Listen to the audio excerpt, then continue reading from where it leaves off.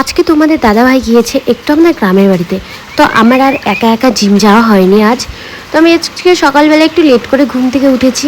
তো ঘুম থেকে উঠে আমি ভাবছি কী করি। তো প্রথমেই ভাবলাম যে ঘর গোছানো থেকে শুরু করি। তো ঘরটা প্রচণ্ড নোংরা হয়েছিল। তো আমি ভাবলাম যে ঘরটা গুছিয়ে নিব। তার আগে একটু সকালবেলা ঘুম থেকে উঠে জল খেয়ে নিলাম, কারণ জলটা অবশ্যই খাওয়া ইম্পর্টেন্ট। তো আমি সকালবেলা উঠে অনেকগুলো করে জল খেয়ে নিই। তারপরে আমি একটু ফ্রেশ হয়ে নিলাম। ফ্রেশ হওয়ার পরে আমি দেখছি রুমের অবস্থা প্রচণ্ড খারাপ। কাল সন্ধ্যেবেলা কিছু পার্সেল এসেছিলো, তো তোমাদের দাদাভাই রুমের ভেতরে পার্সেলগুলো খুলেছে। আর কি অবস্থা দেখতে পাচ্ছ রুমের। তো আমি তাড়াতাড়ি করে চুলটা একটু আঁচড়ে নিয়েছি, নিয়ে আমি হচ্ছে একদম কাজে লেগে পড়ি। তারপর দেখতেই পাচ্ছ আমি এক এক করে সব জিনিসগুলো রুমের বাইরে বের করছি। বের করে এই যে এতগুলো জলের বোতল, তো আমাদের দাদাভাই জল ভরিয়ে খায় না, আমাকে বোতল সবসময় ভরিয়ে রাখতে হয়।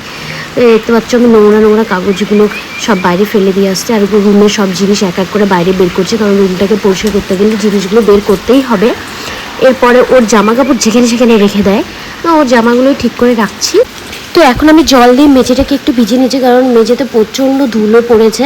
তার জন্য একটা ভিজিয়ে না নিলে পরে রুমের সব জিনিস ধুলো ধুলো হয়ে যাবে। তো মেঝেটাকে ভালো করে ভিজিয়ে নিয়েছি, দেখতেই পাচ্ছ। এরপরে আমি ঝাড়ু দিয়ে দিচ্ছি, ঝাড়ু দিয়ে নোংরাগুলো বের করছি।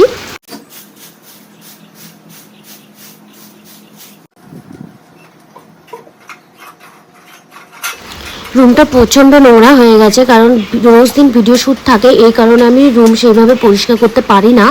তো আজকে আমি পরিষ্কার করছি। আমি এক দুদিন পরপরই রুম পরিষ্কার করার চেষ্টা করি, কিন্তু ভিডিও রোজ দিন শ্যুট থাকলে পরে তো সম্ভব হয় না। সন্ধ্যেবেলা করে বাড়ি এসে কি আর মনে হবে যে রুম পরিষ্কার করি। এই জন্য কিন্তু আজকে ফাঁকা আছি, ও যেহেতু নেই, তো আজকে ভিডিও শ্যুটও নেই, এই জন্য ফাঁকা আছি। জন্য আমি ভালো করে রুমটাকে পরিষ্কার করেছি, সব জিনিস মুছে টুছে আবার ঝকঝকে করে দিচ্ছি।